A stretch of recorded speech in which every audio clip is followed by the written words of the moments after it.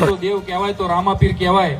અને એ રામાપીરે એવો જાગતો પરચો અમને આપ્યો કે સૌ પહેલા જ્યારે અમે આ ફિલ્મનું મ્યુઝિકનું મુહૂર્ત કર્યું, મ્યુઝિક ડિરેક્ટરને મુહૂર્ત કરીને અમે એક આલ્બમ મતલબ રેકોર્ડિંગ કર્યું અને મ્યુઝિકની અંદર એમને આગળની પ્રોસેસ શરૂ કરી.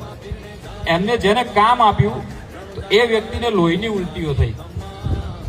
એમને લોહીની ઉલટીઓ થઈ એટલે એની પાસેથી કામ પાછું લીધું મ્યુઝિક ડિરેક્ટરે, બીજાને આપ્યું. એને લોહીની ઉલટીઓ થઈ. હવે આ બધું કઈ રીતે થયું એ રામાપીર જાણે.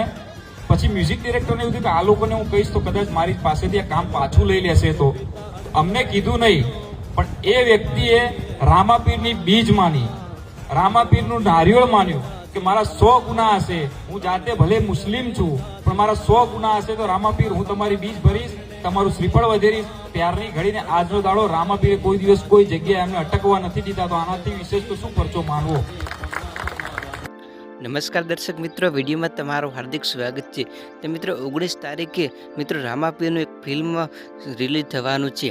મિત્રો એ ફિલ્મનું નામ છે સ્ટેટ ઓફ રામાધણી, ધાર્યું ધણીનું થાય. તો મિત્રો એ ટૂંક સમયમાં આપણને જોવા મળશે. તો મિત્રો એ ફિલ્મનું શૂટિંગ કરતી વખતે એક પરચો રામાપીરે આપ્યો હતો. તો મિત્રો તમે આગળ વિડીયોમાં જોયું કે મિત્રો એ પરચો એક રામાપીરે એમના ફિલ્મના શૂટિંગ દરમિયાન એક પરચો પૂર્યો. અને મિત્રો જ્યારે પણ આ ફિલ્મ રામાપીરનું રિલીઝ થશે ત્યારે મિત્રો જેમ લાલવો ફિલ્મ ખૂબ જ ચાલ્યું હતું એમને મિત્રો આ ફિલ્મ પણ ધૂમ મચાવવાનું હશે મિત્રો, એવું લાગી રહ્યું છે. તમને શું લાગી રહ્યું છે કોમેન્ટમાં જરૂરથી જણાવજો. અને રામાપીરને માનતા હોય તો જે રામાપીર કોમેન્ટમાં લખવાનું ભૂલતા નહીં. તો મળીએ એક નવા વિડીયો સાથે, તે સુધી બાય બાય.